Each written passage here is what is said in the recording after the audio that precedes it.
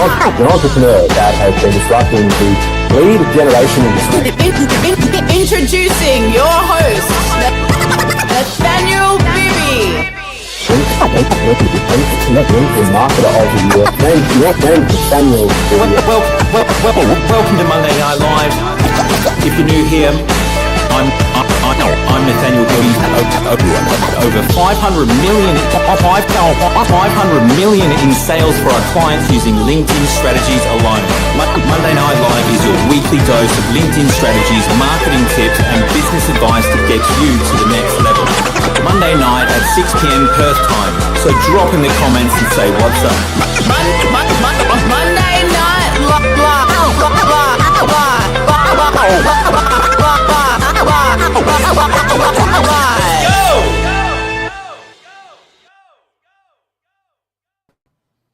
Ladies and gentlemen, welcome to Monday Night Live. Let me get this mic a little bit closer.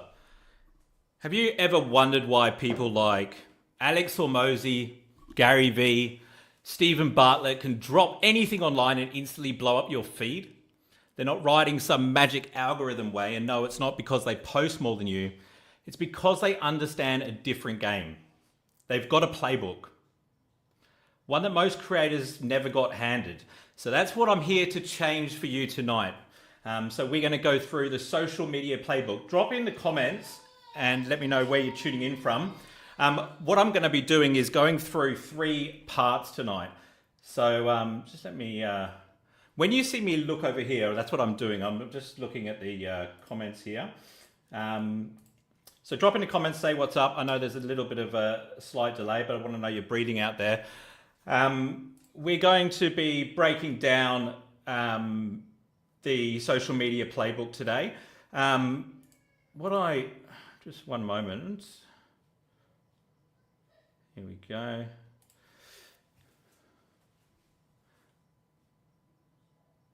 There we are. Just wanted to make sure my audio was working. So I wasn't getting a response. Hi, Sarah. Welcome.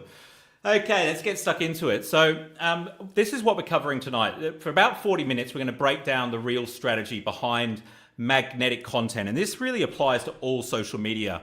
We're not doing tips and tricks. We're doing what works. It's the deep stuff that the professionals use every day, even when you're not watching. And when I say the professionals, I'm talking about the top 1% of the top 1%. Okay, people are tuning in. What's happening? Ben from Adelaide. We've got Perth in the house. Come on, man. There we go. Good to see you guys. Welcome to Monday Night Live. I'm Nathaniel Bibby. I'm the founder of Bibby Media Group. We've helped generate over 500 million in sales for our clients using LinkedIn, which is very exciting. And a huge part of that is what I'm handing you tonight. Shout out to those that completed last week's challenge on Monday Night Live. Every week now I'm offering a challenge at the end. So respect to those that took action, because it's easy to come here and get educated and a little bit entertained, but it's a different thing to take execution. I saw your posts and I dropped a comment, so mad love, respect, for that. And let's make sure we get some more people doing the challenge at the end of this Monday Night Live. So let's dive in. So I'm going to walk you through 3 secrets, 3 steps to get you to grow a crazy amount of engagement, followers, and generate huge amounts of cash flow from social media. It seems complicated, but it's actually not. It's actually quite simple. I've broken it down into 3 secrets, which we're going to cover tonight, because to grow on social media, you need to master these 3 secrets like the best of the best in the game have. The first secret really sets the foundation for it all. And the second secret is how to actually get your audience to become your biggest asset. And you're going to want to stick around for secret number 3, because that's where we talk about the social media algorithms, which is fundamentally changed in the last 5 years, and it's just accelerating right now. That is where the magic source is, so make sure you stick around for that. We've got Finland in the house. Welcome.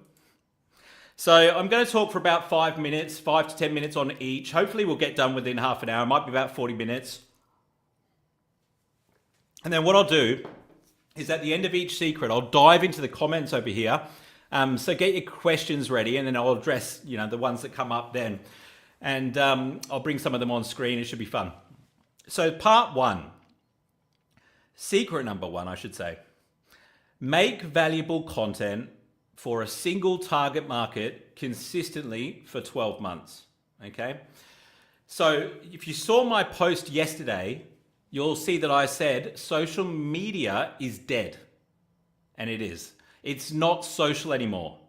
So if you don't get that, you're already behind. Social media is no longer social. This changed about 5 years ago. In fact, social media is just media, because back in the day, you'd mostly see posts from people you followed or connected with, am I right? So that version of social media is no longer around because TikTok happened. The algorithms don't care who you follow. They care what you consume. They care what you watch. So the consumption formula has changed. So what you pause on, what you obsess over, that's the shift. And people aren't talking about this. Like, you won't hear creators talking about this. To be honest, most of the social media advice that you're getting is out of date, right? So you've got to think about the platform, the objective of the platform. How do they make money? Advertising. So what they actually care about is session time, the average amount of time that a person spends on their platform. So for you as a creator or marketer, you must think about your content in the same way. So I've been successful on social media, not by having the most followers. If you want to do that, I'll tell you how to do that in this video. But no, I did it by developing a system that converts attention into customers. So it can be confusing with a lot of information out there. But what I've done is I've analyzed the best in the business. And I'm talking about Gary Vee, Stephen Bartlett, Alex Hormozy, those sort of guys. And I don't just listen to their tips. I go back to their oldest posts. Like, I've got tools that can show me their oldest posts on LinkedIn and other platforms. And I've analyzed their progress thoroughly. And there are key moments in their careers where their engagement went through the roof. So, like, if you can do these three things that we're talking about for just 12 months, you'll grow bigger and faster than you can possibly imagine. You'd be amazed how few people actually understand this. So, you know, social media has changed. It might seem like a small wording change saying it's just media, but it shifts everything about how you approach content. Let me explain. So, social is a follower-based distribution, you know, so like all it's got to do is match your followers to the content. Whereas media is an interest-based distribution. So we're in the media era, which means if you're still making content with a social-first strategy, posting for your followers, hoping to entertain with variety, you're playing the wrong game. That actually won't work anymore. You need to be very careful with variety. You need to adapt quickly because the algorithms don't care who made the content. They care how well the video or the piece of content keeps somebody watching. So in order to help the algorithm, you've got to pick a single topic. You've got to serve a specific target market. You hear people talk about this over and over again, don't you? You know, you've got to choose your customer avatar. They go on and on about it. But very few explain, you know, why it's so important. And I'm not even talking about marketing in general. I'm not even talking about your messaging. I'm actually talking about training the algorithm to understand your content and what you talk about. Right? The only way you're ever going to train an algorithm is if you're consistent. Okay? Now, I have not followed my own advice all the time. I find it very difficult to be consistent. When my daughter was born, I took a 6-month hiatus from posting. Well, I was posting like once a week, right? Which I thought, that's enough. You know, I was using a social first strategy because I was thinking, these guys are my followers. I'll just like check in with them once a week. I wasn't training the algorithm that they could rely on me to share content. So you got to think about it. If somebody's like, if the algorithm's deciding what post to show at the top of the newsfeed to somebody, they're going to do it based on what they're interested in, not who they're connected with or who they follow, right? We've seen this happen on TikTok, then Instagram followed, then Facebook, and it's just become a one big media site. That's because these companies need to make money and people are just staying on the platform so much longer when you have a media first strategy. So you have to serve a specific target market and posting about different topics. Like, for example, let's say you're interested in tech, but you're also interested in gardening and you're also like, you know, you're learning about LinkedIn. So you're also like interested in sharing what you're learning about that. The problem with sharing all those three types of different content is the algorithm's got no clue what to expect from you. They don't know if your next post is going to be about LinkedIn, tech, or gardening.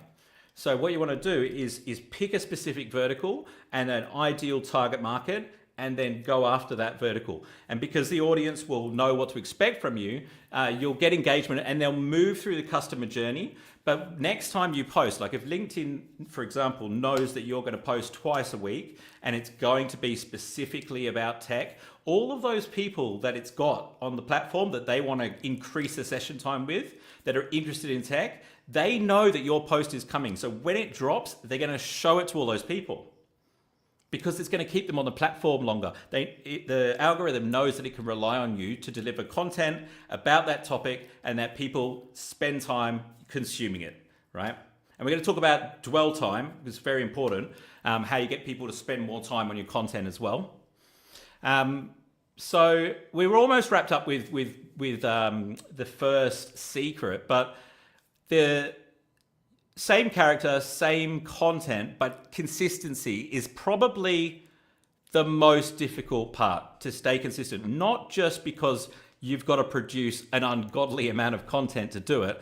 And in order to do that, you need to be okay with not being perfect, which is very important.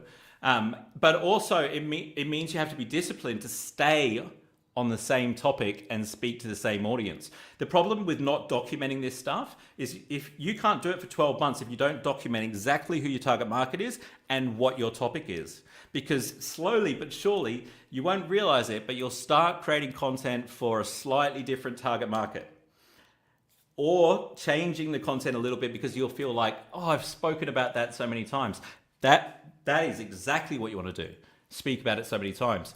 You could create 100 posts about the same thing and just shape it up in different ways. And that is a really good strategy. It's a good thing to do, right? So the top creators do this extremely well. You'll notice, like when I looked at Alex Hormozi, for example, if you guys don't know who he is, Alex Hormozi's blown up on social media. He's a successful businessman, but he's really lent into social media. One of the fastest growing accounts out there across all platforms. I don't know how many followers he has, probably 10 million. Drop in the chat if you know how many followers he has, but a lot. And I think his content's fantastic. But if I look at his top performing posts on each platform, like I've got a tool called Clio, if you want to check it out, Kleo, Clio, for LinkedIn, and you can go to somebody's profile and organize all of their posts over history, and you could actually prioritize them based on their engagement. So which one's got the most likes, which one's got the most comments. If you do that on Alex Hormozi's page, the top, I'd say 8 to 10 posts are pretty much exactly the same. He's just changed the hook, the first line. So what he's done is he realizes that post did well and he's recycled it. Like every 4 or 5 months, he's doing his same post. He might change the hook and he might change the graphic, but it's the same post word for word after that. 90% of it's the same, right? So you want to repeat these things over and over again, because not only are you giving your audience value, because they'll forget, but you're also training the algorithm. That's what you talk about, and you'll explode if you do it. And you don't even need a big following, which is beautiful, right? Because you're training the algorithm. The algorithm doesn't really care what your following is. When the mobile video feed was active on LinkedIn, you'll notice that the guys that did the best were consistent. They posted at least twice a week, and they were talking about the same thing, and they did not have a lot of followers. There were creators that had 2,000 to 3,000 people following them that were getting millions of views every video. The mobile video feed is gone in the last, 3-4 weeks ago? It's probably longer than that. Maybe 2 months ago, the video feed disappeared with no warning, no explanation from LinkedIn. When I'm talking about the video feed, by the way, I'm talking about basically like a TikTok for LinkedIn. It was like on the mobile phone and you could scroll through vertical videos. And, I was getting millions of views when that came along. Millions is a lot, right? Because I was getting like 2 or 3 million over the whole year before the mobile video feed came out. And then I could do it like in a couple of weeks. So the mobile video feed is, my bet is it's coming back. Like if you look at I watched an interview recently with Stephen Bartlett and the head of strategy at LinkedIn, and all she kept talking about was the importance of video. People need to be posting video. We want more videos on the platform. And if you look at the statistics across all social media sites, video is what increases the session time. That's what TikTok did. They copied YouTube, but they did it vertical for mobile, for social media. And TikTok have just crushed it, the amount of attention that they're getting. And so LinkedIn will follow. You know, it's a business and they've got loads of smart people sitting around a table talking about how to capitalize on this. My suggestion is start creating videos, start posting videos, start learning what works, and build a library of video content so that when it comes time for LinkedIn to reintroduce a mobile video feed, you're ready to go. And you've got vertical videos and you can stay consistent, right? Videos are like the best way for you to create trust with your audience. But if you're going to do the professional, at the start, particularly, like it's not that easy and straightforward to create a video. It's easier just to type something and put an image, right? But that's why most people won't do it. And the algorithm is going to push video because LinkedIn want video in front of its audience. So if you can be ready and to stay consistent, and when I say stay consistent, at least twice a week, there should be 2 to 3 times a week minimum, right? And if you're targeting C-suite executives, they need to be professional videos. I can put you in touch with my editing team if you want help with that. Now, we're going to get stuck into part 2 because I went on a bit of a tangent there. But first, we're going to the comments. So that's why you're going to see my eyes darting over here. Let's have a look here. We've said hello to Sarah, who's over in London. Ben's in Adelaide. We've got Rushdie in Perth, Finland, Monica, Miranda. Totally agree. Your behavior on the platform is more important than what you post. Absolutely spot on there. Thanks for being here, guys. Love to see all the comments coming through. Vertical sector RT. I'm not sure exactly what that one means. Maybe you can elaborate a little bit. Is it best to post 5 or 7 days a week to give 3, or say 3 to give the post time to grow? Yeah, look, posting once a day is absolutely fine, Sarah. It's not going to limit the reach of your other posts. Look, what happens is if you post more than once a day, it will affect the reach of each post a little bit. But you'll notice that the top creators post every 4 hours. Like Gary Vee, it's every 4 hours. Steve Abala, every 4 hours. So they understand that doing that will decrease the reach of each individual post. But because they're getting 6 posts out in a day, overall, their reach is a lot more, right? So I would stick to 1 a day because you've got to do what's manageable. It doesn't make a difference. Like it's not like if you post the next day, it's going to stop the content from the previous day doing well. That's not how it works. You know, people always say to me about saturation, like, oh, am I going to saturate my audience? No, you won't, because what will happen is if people aren't interested in it, they're not going to watch it, and then therefore it's not going to get any exposure anyway. So it doesn't really matter. I don't believe in removing posts. Like if something didn't do well, who cares? Just move on to the next one. They'll stay in the feed these days, by the way, for 2 or 3 weeks. Like if the content's relevant, it'll stay in there for over a month. I still get engagement on posts that I've done a couple of months ago if they're relevant enough, because as soon as people start watching my stuff, LinkedIn starts serving up more content, and sometimes they have to go back 3 or 4 weeks to find that content. 7:11 a.m. here. Well, wake up. Let's go. AH has 48K followers. Well, that's pretty cool. I'm not sure who AH is. Why would they remove the mobile feed? I know, it doesn't make any sense. I reckon it must have been like an algorithm glitch or something. But yeah, that's crazy. Vertical is in portrait video. That's exactly what I mean. Yep, that's exactly right. I'm going to put these back on. I've got my daughter watching cartoons in the next room, so this will keep me focused on you fellas. You ladies and gentlemen, I should say. All right. So, thanks for that, guys. And I'm going to go back to the comments after the next secret, so we'll get stuck into that. I think, where are we? We're going to go to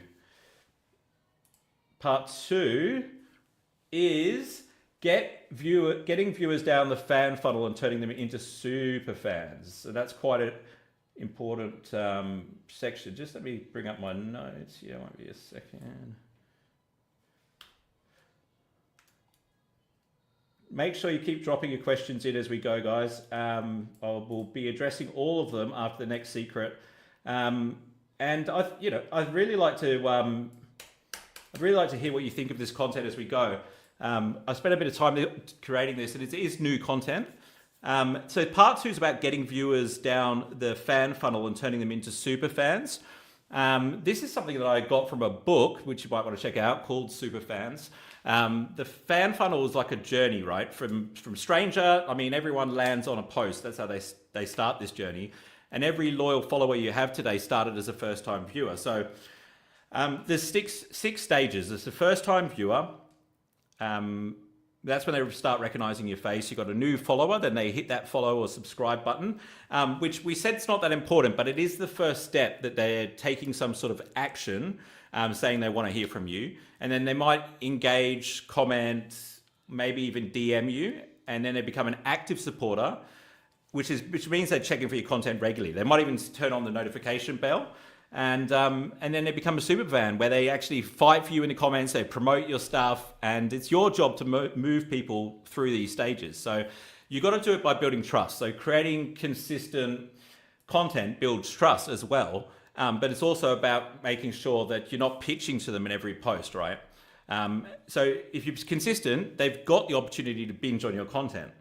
LinkedIn currently still works a little bit different to like Instagram or Facebook or YouTube, because when you go to those other platforms, when you go to somebody's profile or channel, what do you see? You actually just see a big library of content, right? LinkedIn traditionally, like if you go to somebody's profile, it would be, well, traditionally it was a CV, like a version of their resume, right? But these days it's evolved. You know, you can see LinkedIn's now got the content section in there. It's got the featured section in there. It's a much more geared towards the other types of social media sites. I want to just jump into storytelling a little bit here.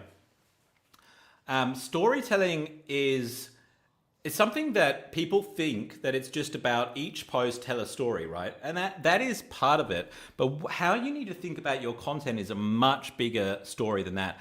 Every single post that you do should be part of your story, part of your brand story. Like bring people on the journey with you. Okay, so I mentioned that I took a break. So 6 months, I planned to take a break from social media when my daughter was born. 6 months turned into 2 years. I don't know if you've been following my content long, but we found out after 6 months that she has a disability. And I decided just to take a bit longer. I didn't stop my business. I was still looking after my clients, but I stopped posting on social media because it's very time consuming, takes a lot of effort. So I decided to pause that.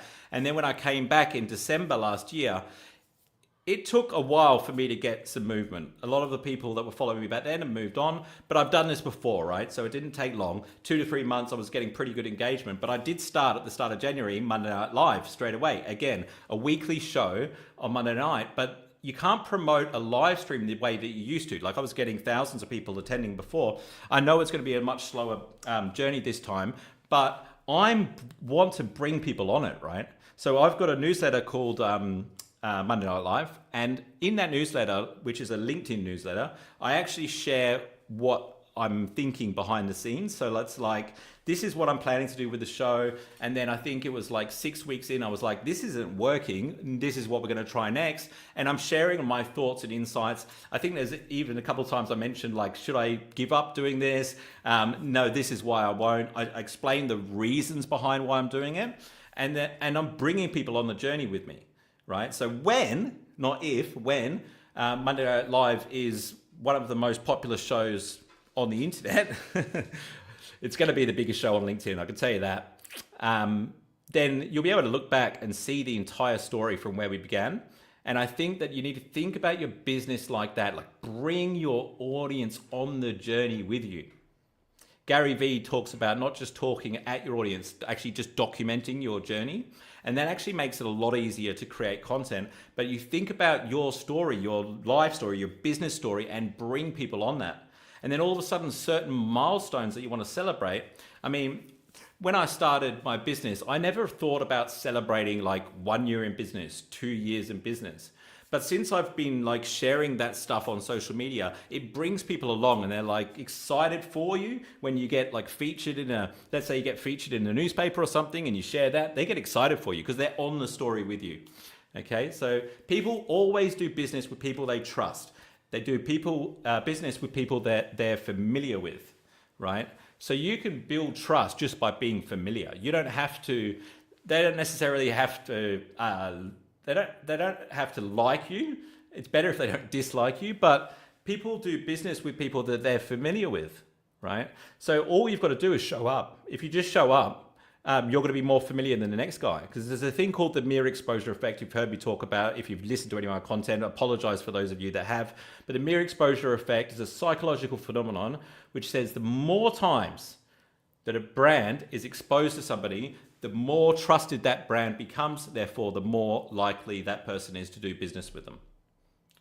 That's how I think about social media marketing. How do I get more exposures in front of my target audience so they trust me more than the next guy? Okay. Everything you do online should be part of your story. And then the next thing is you need to optimize your profile, or if you're using Instagram, it's your bio. You need to tell people why you do what you do. Make it crystal clear who you help, like using social proof wherever you can to build trust. And then you want to tell people what to do next, right? So when I look at LinkedIn profiles, because obviously I, coach a lot of people on LinkedIn, and I also run a lot of campaigns for people on LinkedIn. When I look at their profile, if I could change just one thing on your profile, it would probably be this. It would just be telling people what to do next. Because if you're getting views on your profile, let's say you're getting, it doesn't matter how many views, if you're getting any views, but you're not getting inquiries or leads or business from LinkedIn, it's to do with this step. You've got to tell people what to do next, right? And it doesn't have to be some salesy call to action like contact me now. No, it's just guiding people through the process. I used to work in digital marketing. I was a online marketing consultant about, how long ago now? 14 years ago. And, we used to talk about websites, and the most important thing on a website is that it converts visitors to inquiries. So you have a conversion hierarchy. What's your primary objective with each page, secondary objective, and third objective? And to get people to complete a form. And it's just about guiding people, making it easy and telling them what to do next. Because they might look at something and go, oh, that's interesting. I'm interested in that. That's relevant to me. But if you don't then go, well, if this is interesting to you, do this. Then I go, oh, that was interesting, and just walk off and go make a coffee. So you've actually just got to make it really simple and just say, oh, complete this form. Or on LinkedIn's case, it'll be like, if you'd like to have a chat to see if we can help, send me a DM or or go to my website and just tell people what the next stage in the process is. Because actually what they're going to do otherwise is they're like, oh, I'd really like to work with this person. I don't know. Should I go to their website? Should I message them? It's a bit weird if I message them. There's no phone number. Forget about it. And I won't contact them. So it's really important that you do this on your profile. That's where the conversions happen.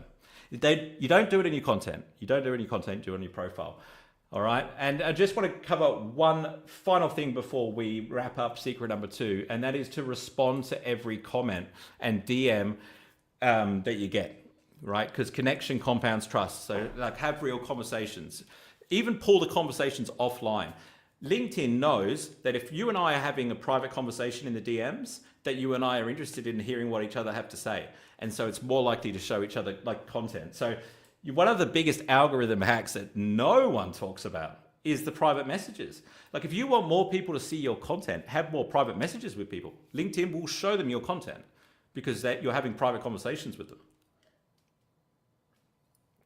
Now, the biggest hack at the moment, not hack, but the biggest thing that will grow your followers really fast is leaving thoughtful comments on other people's content, right? And they've got to be good quality content, because if you, let's say that somebody in your industry that's got a lot of followers, they don't have to be in your industry, they just have to have some people in their audience that are in the space that you're targeting.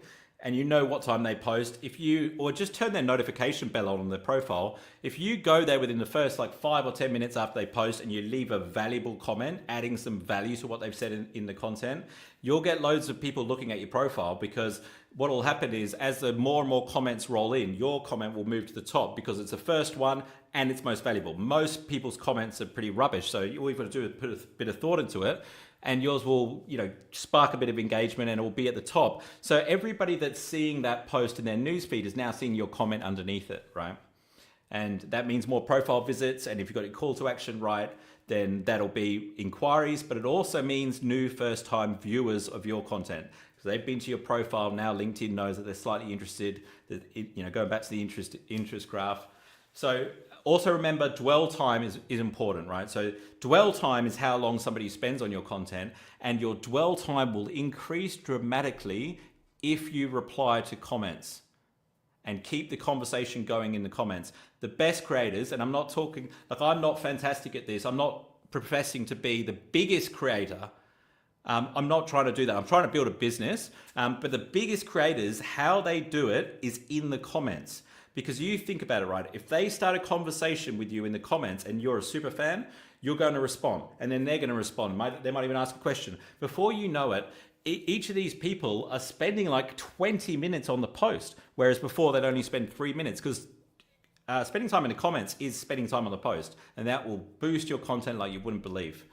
So the more time someone spends consuming your stuff, the deeper they go. So that goes for the comments too. So you've got to think of each piece of content like a stepping stone, moving people through this fan funnel, you know. And don't be crossing platforms as well. Like a lot of things that a lot of people say, oh, you know, promote your YouTube videos on Instagram, promote your LinkedIn post on Facebook. Like people are in a different mindset on each platform. Like if somebody's on Instagram, they're in the mindset of like, first of all, they're going there to, it's not really work related. They're going there to consume short form vertical content, right? So if you take them off and you take them over to YouTube or LinkedIn, all of a sudden it's like a different land, different mindset, and it's a different type of content that they're going to consume. So you want to keep it specific to the platform. And besides, you know, the platforms don't like it when somebody leaves their platform, right? So you may have heard all this talk about, like, if you put a link in your post, you're going to get less reach because, well, the reason that people say that is because LinkedIn don't want people leaving their platform. So, you know, if you're doing that, it's going, like, whether or not putting a link in your post restricts your reach, the fact that people are leaving when they see your content is not good, right? So you need to be careful about that. Okay, so yeah, your job is to get people moving through the content journey, and we've got one more secret to go through, but I'm going to drop in the comments now, so I'm just going to have a look over here. Jeez, we've got a few here. Oh, apologizing for lateness, no worries. The recording, by the way, will be up for 7 days, so we will let's answer some of these questions, guys. Why would they remove the mobile video feed? We've kind of addressed that. Thanks for what a great comment. And we've got Dr. Elena. How do you balance consistency in personal branding posts with storytelling? In your niche, what's best to post, personal stories or topics for your audience? You got to do both. This is the thing, right? Like you've got to, the best way is to do both. And even if you're posting a topic, like inject yourself into the post. And that'll be part of your overarching story, right? Even if it's just one line, So if you're sharing, some sort of educational piece of content, you say, you know, I always tell my coaching clients this, or I learned this, you know, through this experience. So you're making the content something that they can't find on Google. And as you guys know, I mean, I've got to address the elephant in the room. I'm sure there's some comments about this, but everyone's using AI. You know, like 70% of people, I think, and you know, that's just an estimate, but 70% of people are using AI to create their posts. And they think they're clever when they, you know, remove the emojis and the little indents and the big dashes and stuff. But whether or not people can tell whether it's AI is irrelevant. What is going to make your content stand out, what's going to build your personal brand, is being authentic and showing your personality in the post. Because we're on social media to build relationships, right? We're not just looking for the perfect worded thing. You know, the guys that are doing this, and this goes for small business owners, this is the ones that I want to help the most, right? The guys that are getting no engagement and they're using ChatGPT and they've got some marketing manager posting every single day and they think it's great. Oh, we can produce 100 pieces of content in 5 minutes. But no one's interested, right? You've got to inject your personality into the content. You've got to, you know, make it valuable. The easiest way to do that, like especially if education, I think education is probably the easiest one, because whatever you know and you're educating people on, at some stage in your life, you didn't know, right? So just share where you learnt it and how you learnt it. if you can go into the problem and talk about how it felt when you didn't know it and the problem that it caused you, and then go into the solution, that is nailing social media storytelling, you know? But great question. We got a longer one here from Mr. Buddies. Future of the audiobook market. We're jumping around a bit. Audio content in general. Look, I love audio. I think it's fantastic. But all the audio channels are incorporating video now, like Spotify, they have video now. So audio is direct result from video. I've heard a lot of people listening to Monday Night Live through YouTube podcasts, which is interesting. But I think audio is huge, absolutely, because people can do it while they're doing other stuff, right? Reckon AI videos will replace human videos? Yeah, I mean, well, they certainly will be able to. But you're going to be able to tell the difference. And like, I don't know if any of you guys are aware of, I mean, I imagine you are aware of it, but let me tell you right now that there will be regulations put in place. If it's not done by the government, it'll be done by the social media platforms. Like already on LinkedIn, like if you use an AI generated picture, like there's a little notification there that tells you it's AI generated. And I believe they're rolling out something that's the same for written content as well. I think they may have already rolled it out in the US. I'm in Australia, so I haven't seen it pop up yet. But you know, if AI have generated your content, then technically, you know, you don't own the IP. And I believe neither does AI, because I don't think robots could own the IP. But anyway, there's going to be like that clarification. So what I think will happen when it comes to videos and stuff is people will actually invest, or it will be seen as a premium piece of content when it's a human, right? Like the robots are going to direct Hollywood movies and have actors in them and stuff. But like, I don't know about you, but I don't really want to go watch a movie made by AI with characters in it. Like I would much rather go to one that's made by humans, and I could see it happening where it's like, you know, this is a human-made movie, and that becomes like the attraction. So look, I think that the way that you use AI, I mean, look, you could not use it, and sometimes with beginners, I tell them not to use it, because as soon as I let them use it for a little bit, they start using it for the whole thing, because it's a shortcut, it's an easy way out. It's actually really difficult what we're doing here. Social media is not an easy way to be successful. That's why people can't stay consistent, right? So I think that the way to do it is to actually learn the skill and the craft first, and then get AI to amplify that, because you can train it on how you work. It's just like having an employee, right? If you're going to hire somebody to work for you, you want to be able to train them the right way. And that's the only way you're going to be different and stand out. Otherwise, it's just going to do the same thing it's doing for everyone else. You'll be the same as 70% of people on social media. It'll be boring. It won't stand out. You can't fit in and stand out at the same time. So I just don't think it'll be as effective. I get this one a lot. It's a good one. Why not try a time for the live shows that captures the USA market too? Yeah, you'll notice that when I have USA guests on that I interview, we do change the times to accommodate the US market. But yeah, I'll move it around a little bit. We've been 6 p.m. Monday night, which works for everywhere except the US, almost there. Okay, guys, we must move on. There's some really good comments in here. Yep. What's this one? What if it was your prompts, the AI generated the bulk of the value? I use it for drafting, then edit by hand. Fantastic. Yeah, I think it's a great way to do it. Okay, guys, let's keep cracking. We've got secret number 3 to go through now. So this is the one that ties it all together. It's the algorithm we're talking about here, right? So I'll be about 5 minutes. I've gone a little bit over, aren't I? It might be 10 minutes. I see my mum's just popped up in the chat. Hello, mother. So why is content creation so broken? Well, everyone's chasing virality, but going viral without converting is like, you know, getting a standing ovation at a party that you weren't invited to. It feels good, but it leads nowhere. You don't need more views, you need more traction. That's why I teach my clients to create magnetic, not viral content, to tell stories, show proof, the things we've been talking about. Quality crushes quantity every single time, right? So the goal is not to go viral, right? The goal is to get in front of an audience that you can actually do business with. If you want to go viral, then just create content that every human being on the planet can relate to.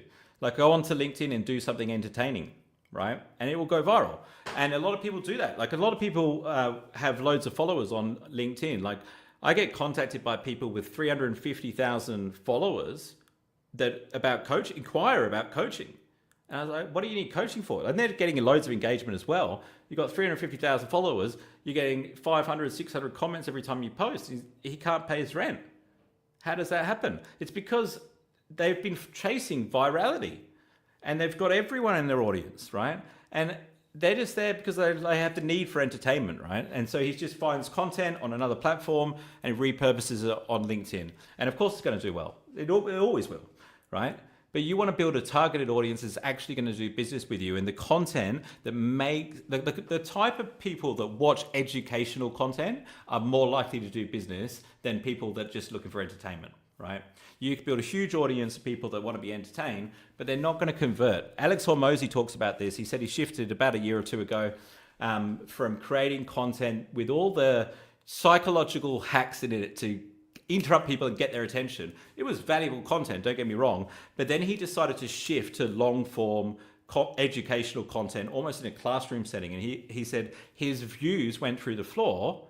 He got a lot less views, but he got more sales. Why is that? Because people that watch long form educational content are more likely to buy stuff. Isn't that interesting? So that just highlights that the goal is not virality, because if you're on here to do business, the goal should be to do more business. Social media is just the tool. It's not the end game. You're not going to get 1 million views and then all of a sudden you're going to be successful in business. That's not how it works. And when you do go viral, it's got to be replicable. You've got to be able to replicate it, right? Once you understand that social media is now media, not social, the social part is gone, the rest of the puzzle becomes a lot easier, because the algorithm only cares about getting people to spend time on the platform. So they want to connect the viewers that are most likely to enjoy a piece of content with the people that are creating it. So this process is called audience matching. And if you master audience matching, you'll master the algorithm. So when the social media platform's objective changes, that's when I pay attention. I don't pay attention to the latest hacks and strategies or whatever, these little tips and tricks. I look at the objective of the platform, because I learned very on in my career, you've got to align your objective with the platform's objective. The first thing I did 25 years ago was spending my time optimizing websites, and I learned how to get a website to number 1 on Google. Like I would take a real estate company, and they were getting like 1 or 2 inquiries a month, and I optimized their site so that whenever somebody searched, they were in Thailand, property investment Thailand, we were number 1. So we were getting like 12 inquiries a day. And I joined the team to be head of sales and marketing because they weren't closing those sales. And we sold out like 5 developments in a year. It was one of my first jobs out of university. I was actually doing the SEO during university, and then when I left, I went and joined the sales, and made a fortune in a couple of years until the market tanked. And then I was recruited by a company in Hong Kong, and pretty much while I was moving to Hong Kong, the algorithm changed, and all of those websites that I'd optimized that were on number 1 on Google, now they're on like page 10, because the algorithm got smarter. So you couldn't hack it the same way you used to. So what I hadn't done is I hadn't aligned my objective with the platform's objective, right? Because if I thought about it, Google just wants to serve people what they're looking for, I would have focused more on that than I would have creating backlinks and trying to, manipulate the search results. That's why if you're using engagement pods on LinkedIn, you're going to lose long term, because it's not aligned with the platform. The platform doesn't really understand that at all. Like it confuses the platform. I mean, if you use engagement pods, and by the way, engagement pod is just like a group of people that join a WhatsApp chat or something, and every day they share their post in there, and everyone likes and comments on it. So they get loads of likes and comments, and they look really popular. But you're getting these people to comment on your stuff in exchange for comments on your stuff. It's an exchange. That's why they're doing it. There's no other value being exchanged. So LinkedIn's not going to know, who's actually interested in your content. You're not going to know if your content's actually resonating with your target market, LinkedIn's going to be so confused it won't know who to show it to. The guy that's not using engagement pods, that's only getting 10 comments 10 likes, maybe 2 comments a post, will make a lot more money than you, because at least the algorithm understands who he's catering for and he's getting real feedback. He'll actually learn to create content a lot quicker and better, because the way that you learn how to be good at content creation is reps. It's just like going to the gym. So, the more reps that you can get in, the more feedback you'll get, and then your better content you'll be able to produce. And so the reason that Gary Vee, let's talk about Gary Vee. The reason that Gary Vee has been so successful on social media is the reps, and he listens. Everyone says Gary Vee talks a lot, but he pays attention to the comments. He got off the ground from 0 followers on Twitter through commenting on other people's stuff. Like, he was literally doing it for 4, 5, 6 hours a day, commenting on other people's stuff. So in the wine community, that was his audience. And so everybody on Twitter in the wine community knew who Gary Vee was, because he was commenting on everything, adding value. And he started a show just talking about wines. And then he did something crazy, which a lot of people don't, think about, but he shifted to digital marketing. That's what he wanted to do, is he wanted to start a marketing agency.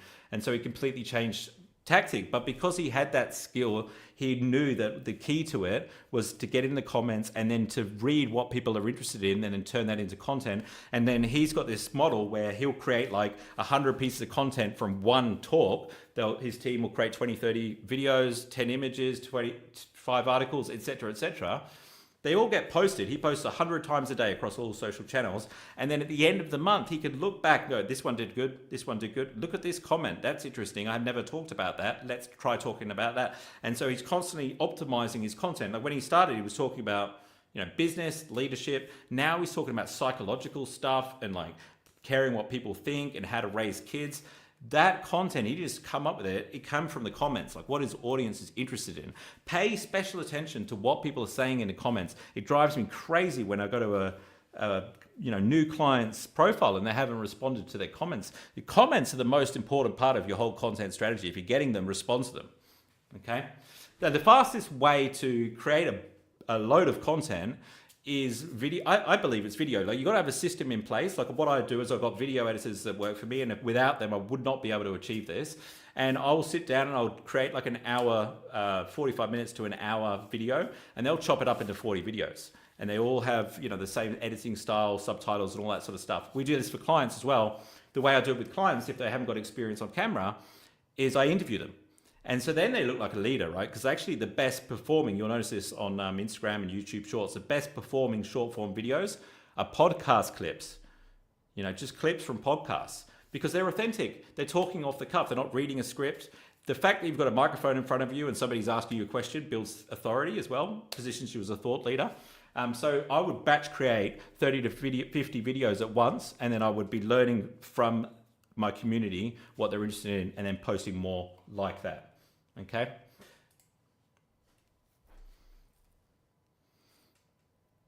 The more you repeat, the more that the algorithm will be able to predict, right? And it will push your content. And engagement's really important. Like that's where the depth is, guys.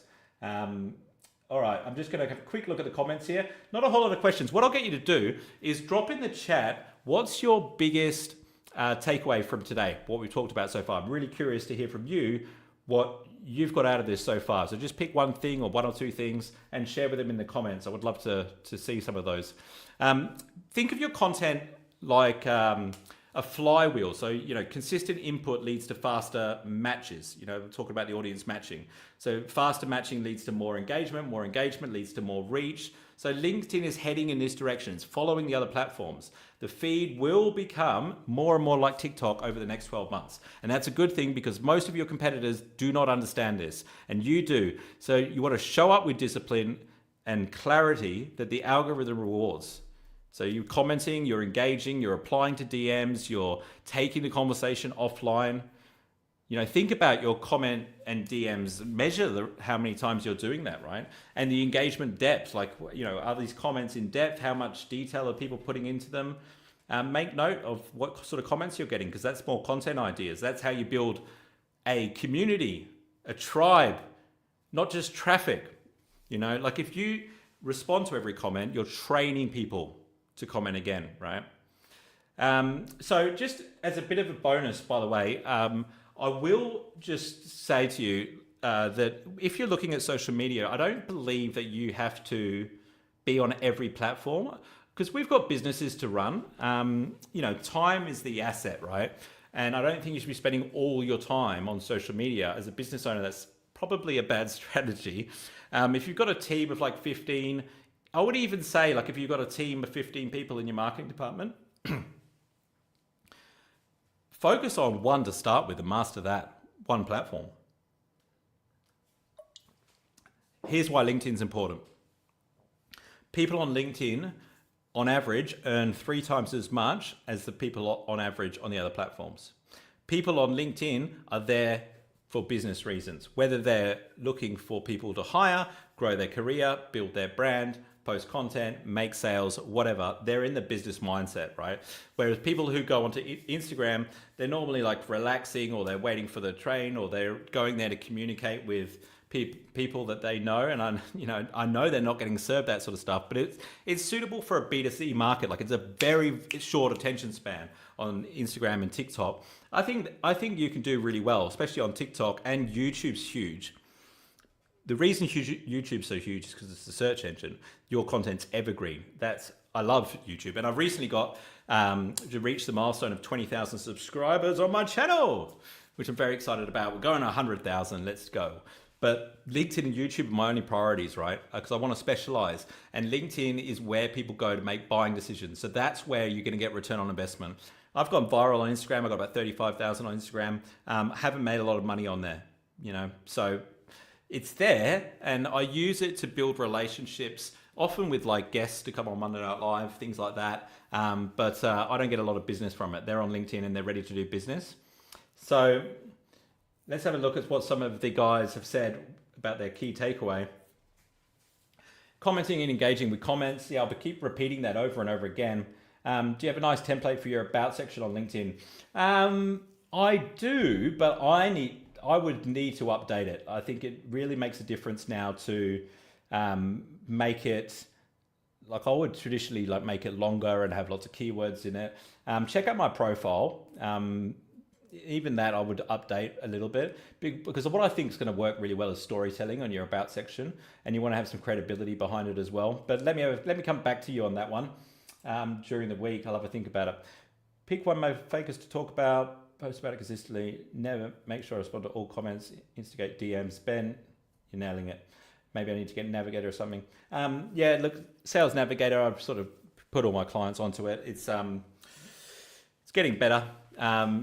You're only going to need it if you're already generating leads on LinkedIn, though, because what it's going to do is just going to increase the amount of profiles you can view. It's going to give you a few more targeting criteria, like you can see who's posted recently. You can filter by company size, but you don't need it to generate leads. I mean, you can customize invitations, but you can do that with a career account, which is like a third of the price. So even if you just got a career account, because you can customize your invitations then, and you can also see who's viewed your profile. For some clients, it's very important to the size of the company, and that's when I sort of suggest Sales Navigator. All of those lead lists and stuff, I don't think they're that fantastic. There's other tools that I use for that. How to do the one topic thing. Yeah. I mean, that's a whole other conversation, right? And we might have to cover that. Like, how do you choose a topic? But you have to think about what you've got experience in, what you're passionate about, what you enjoy talking about, what you think you could create 100 posts about to start with. And it makes, look, what you've got experience in is not necessarily the most important thing. It just helps. I think it's something that you've got to be comfortable talking about over and over again. About how you can help me with videos. Oh, thanks for asking. Just shoot me a DM, mate. We'll have a conversation about it. More than happy to help. I can't go through all of these guys because we've got to wrap up. I've gone well over what I said I would do. But I've got the challenge to go through with you. So we'll just recap. You only need 3 things to win on social media right now. And you do this consistently for 12 months. I chose 12 months because it's like not that long that it just seems too long, but it's also, you could do it like in 6 months. Don't get me wrong. I say 12 months just so you get in the long-term mindset. So you make valuable content for a single audience consistently for 12 months, turn strangers into super fans by guiding them through this fan funnel we talked about. So your challenge this week, pick your audience, record one short video, vertical format. You can use your phone, post it, and comment on 10 posts in that niche that you're targeting with that video. Try and do that all on the same day and just see how the video performs. Make sure you shoot me a DM with the video or tag me in it or something, because I love looking through people that are completing these challenges. So if you're going to do it, type accept in capital letters in the comments so I know that you're committed to executing and we can build these businesses that we've all got together.